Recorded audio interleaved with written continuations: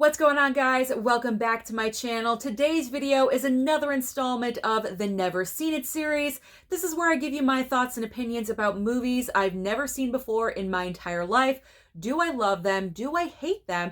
But most importantly, do I recommend them to you? There's always a best of the batch and there's always a worst. Everything else kind of just falls in between. So really quickly, before I show you what I've been watching lately, if you are brand new here at my channel and you love and adore physical media and everything to do with movies, then hit that red subscribe down below, as well as that like button, but most importantly, that small notification bell so you don't miss any videos like this in the future. So let's start off with the movie that I enjoyed the most out of the bunch, and this is going to surprise a lot of you out there because it's American Sniper.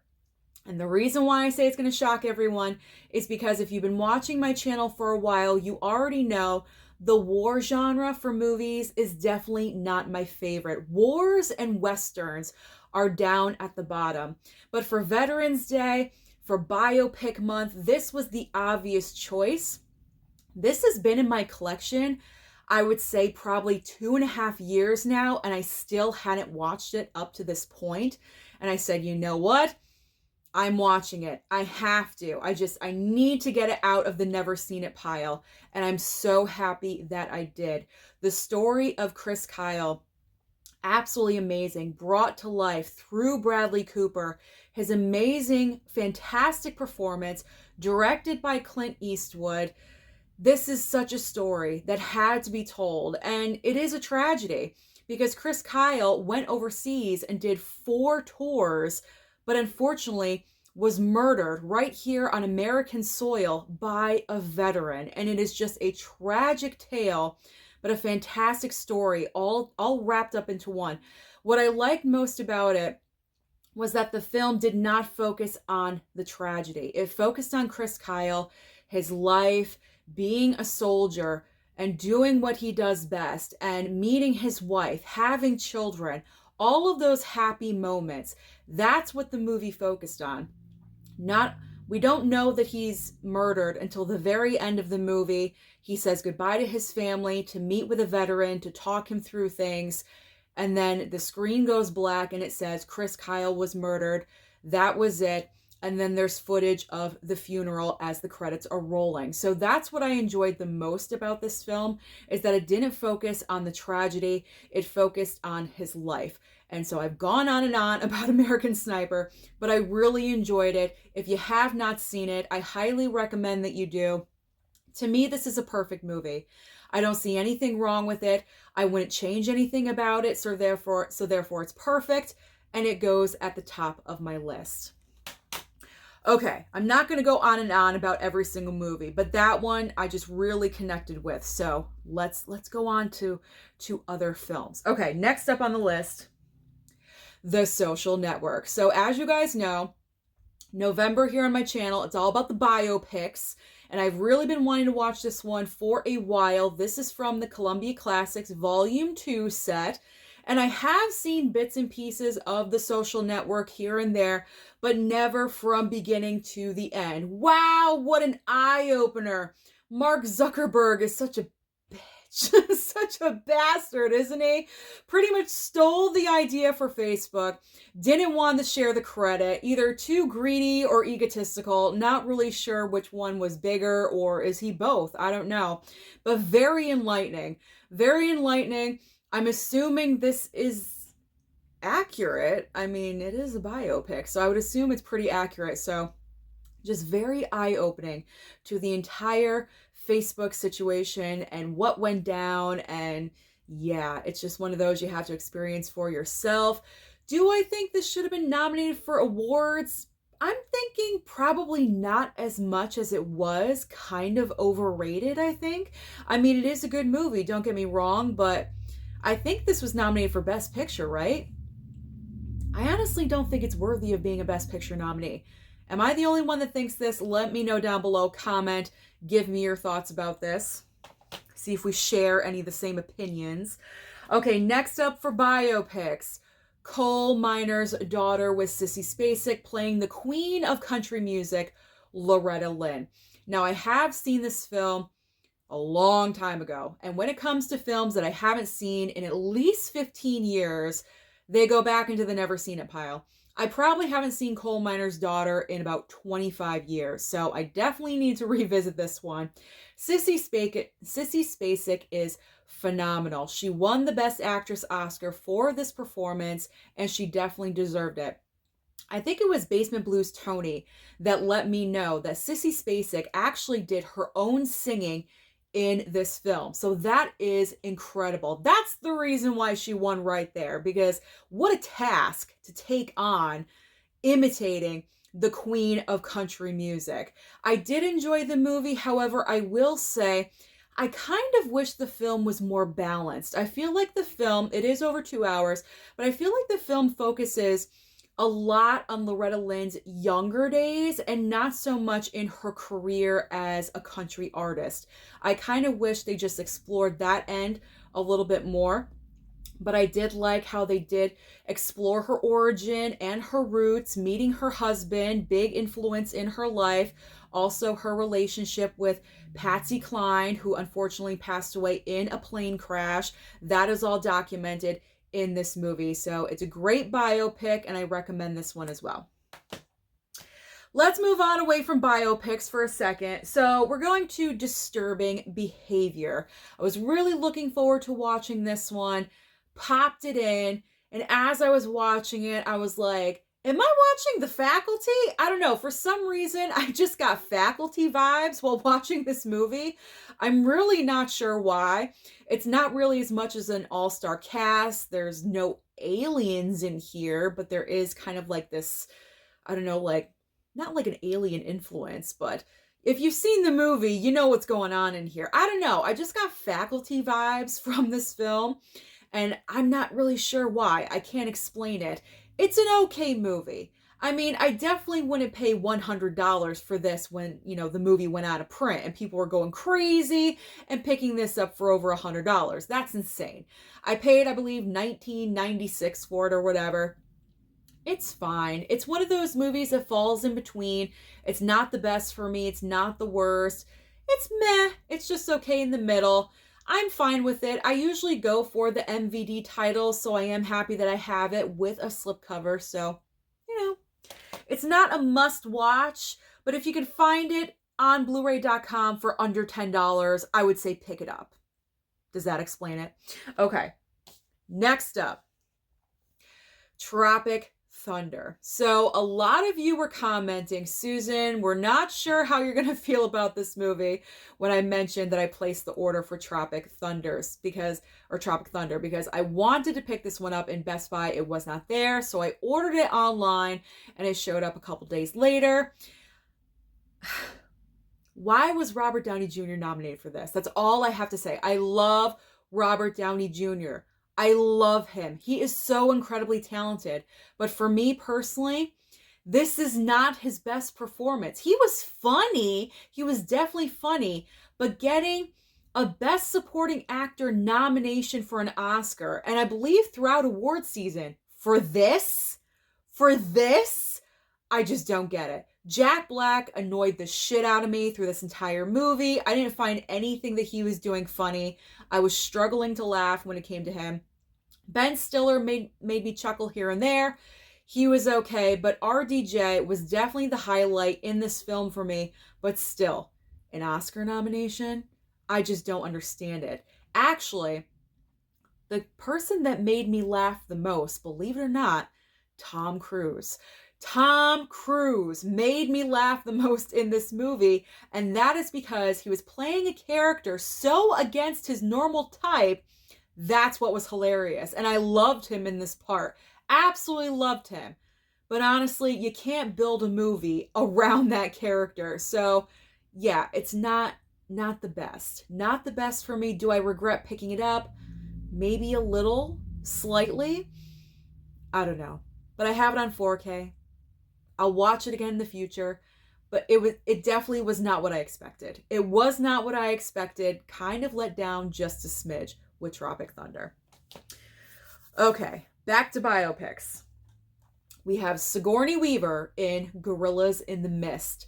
Now, this one is a very difficult watch. If you've never seen this movie, it's been prior to this most recent watch, I hadn't seen this movie again in probably 25 years plus. I remember watching this when I was very little. My mom watched this one with me, and it was very hard, very difficult. If you are an animal lover, disclaimer, this movie is very difficult because it deals with the gorillas in the Congo.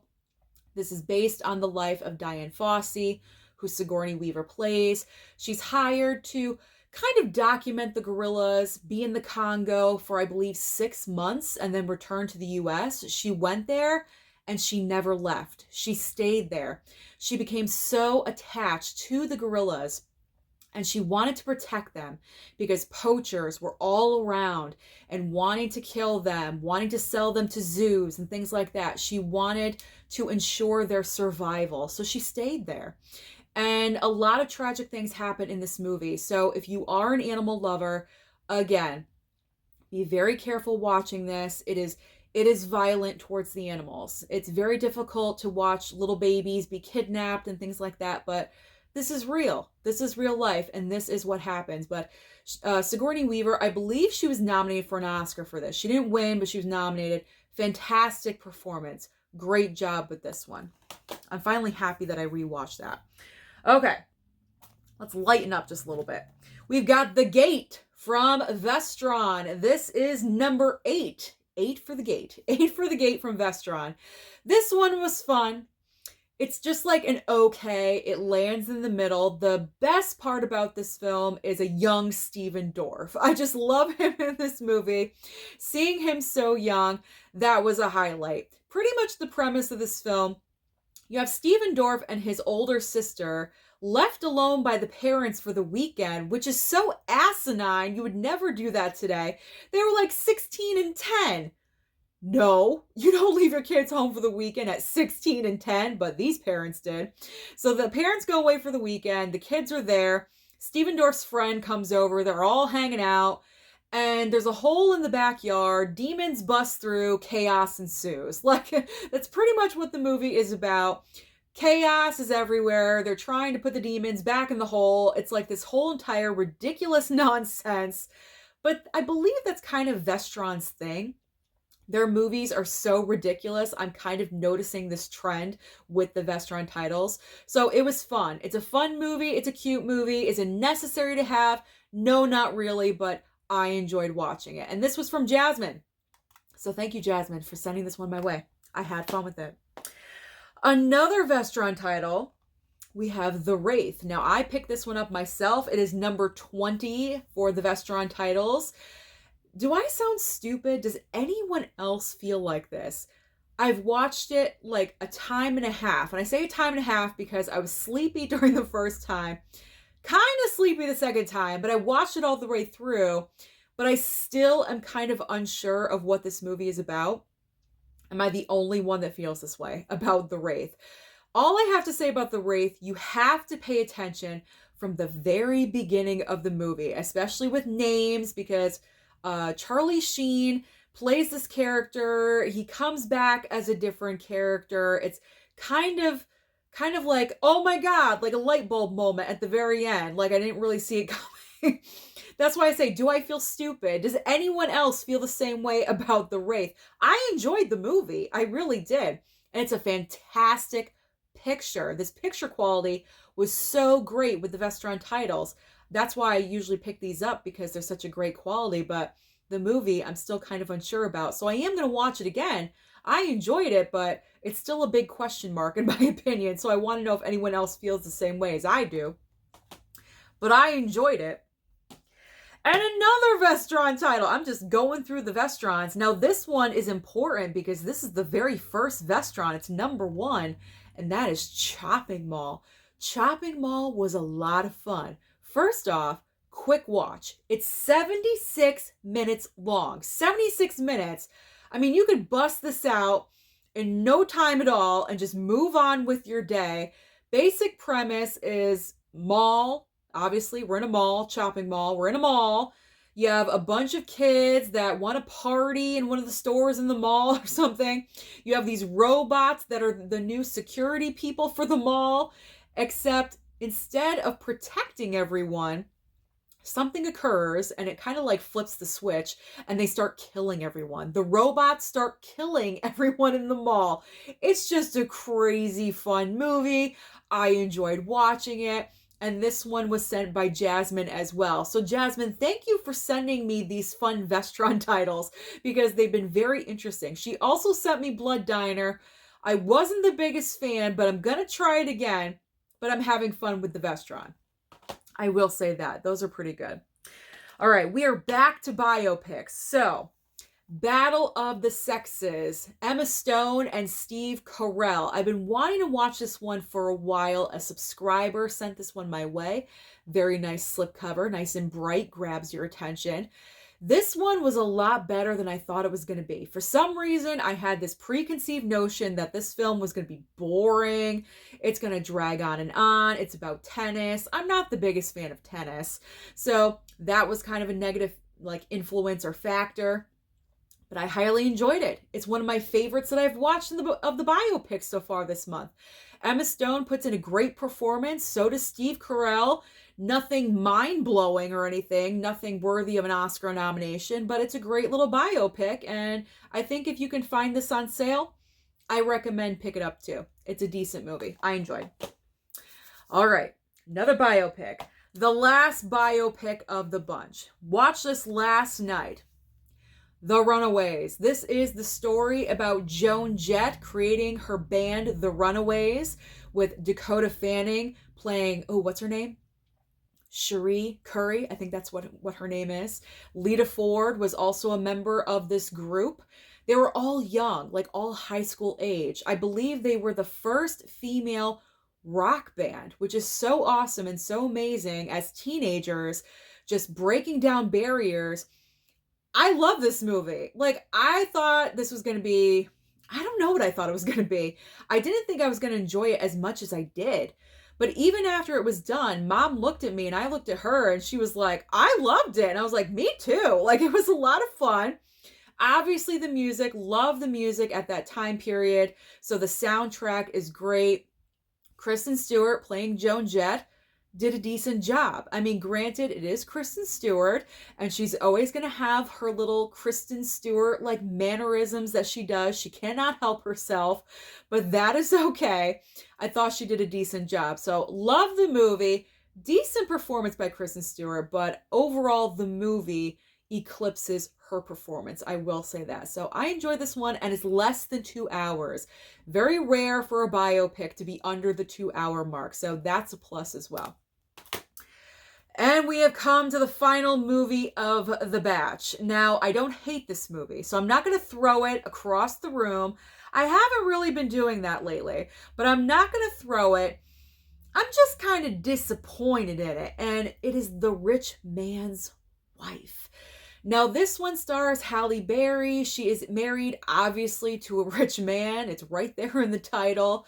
And this one, I'm not going to say what it's about in case you already have it. You haven't watched it yet. I don't want to spoil anything for you guys. I mean, granted, this movie's way, way old. But it's kind of one of those movies that's full of twists and turns. It has a surprise ending, but for me, the ending didn't really satisfy all that much. It was kind of like, here's the twist, and it kind of just dropped and ended. So that was kind of a letdown. But I think what let me down the most was Halle Berry's performance. It was just basic. A very basic performance. Nothing overly special about it. Nothing that's like, wow, that's a great performance. I want to say this was early on in her career where she just wasn't as experienced yet. I don't know. I don't know. Very unfulfilled. I was unfulfilled with The Rich Man's Wife. I feel like they had a great plot point, but it just wasn't executed the way they had imagined it for some reason. And is that the director's fault, I guess? Amy Holden Jones? That's your fault because you wrote and directed this thing. So I'm going to put the blame on her, but Halle Berry's performance certainly did not help the entire situation. So The Rich Man's Wife, is at the bottom of the pile, and this is a Kino Lorber title. As you guys can see, I just got this in with the latest Kino Lorber order that I put in. So you don't have to pick this one up right away if you come across it again in the future for the sale. You can either bypass it or just wait on it. It's definitely not one that you need tomorrow. So that is everything that I have been watching over the past couple of weeks. Let me know down below, what new movies have you been watching lately that you've never seen before? Don't forget to like and subscribe before you leave, and I'll see you next time.